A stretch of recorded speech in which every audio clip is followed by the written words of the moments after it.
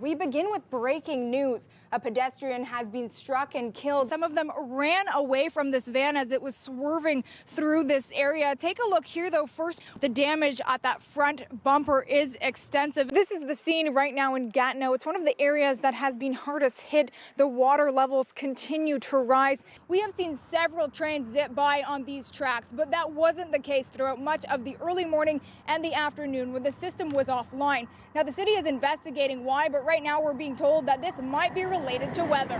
Today they were released back into the wild. This is my favorite story of the day. CTV's Katie Griffin is in Mallory Town with more. That was followed by cheers by Fouad Nael's family, who have been waiting 6 years to hear the guilty verdict. That brings us back to the tracks here where a train is rolling in right now at Tunney's Pasture. In total, this is one of 13 stations involved with the ongoing testing. The union representing the majority of federal employees has rejected the government's offer. And the flurries were constant.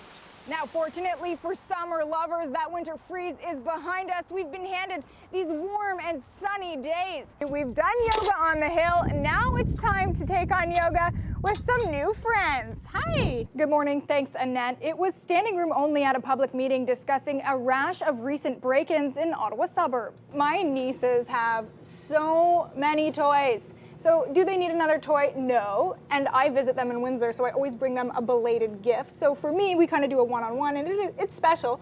I swear they don't even know it's for their birthday. They just think Auntie's bringing another gift. That's CTV News for this Saturday, December 1st. You can watch us online at ctvnewsottawa.ca. That's it for us tonight. Have a great evening. Well, Graham, just a heartbreaking situation, a hit and run during that morning commute, and it's affecting so many people in our community who have come and chosen to leave these condolence messages along Laurier here. And just where those flowers are left, there's a heart with those 2 roses, and it says, "This ends here." The man riding this bicycle was thrown into the street when the driver of this van collided with him, then fled the scene. The cyclist did not survive.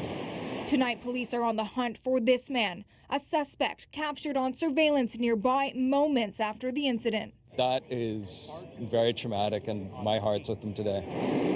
Riding by that yellow police tape, fellow cyclists are grieving. You could see this person's effects on the pavement. You could see his shoes had been thrown off. There was blood in the bike lane. That is very upsetting to see. Pieces of a helmet were left on the ground. Paramedics say the victim, who is in his late 50s, received severe head injuries. He was stabilized by paramedic and taken to the trauma center in critical condition with life-threatening injuries. He died in hospital. The investigation's ongoing, but here's what police know. Both men were heading west on Laurier when the collision happened. The driver of the van then fled down Elgin Street and up the Mackenzie King Bridge, abandoning the vehicle there. The driver then fled on foot.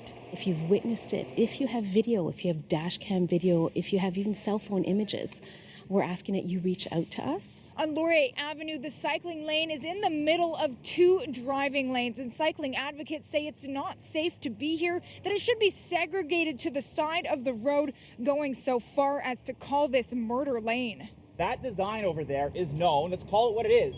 It's known as a murder strip. Across the scene, in front of City Hall. Councillors call for better cycling infrastructure. A grade separation between the cyclist and the vehicle. That is actual segregation. It's very unlikely that someone is going to get hit when they're properly segregated like that. Riders of all ages say they simply want to share the roads without worry. Everyone should be safe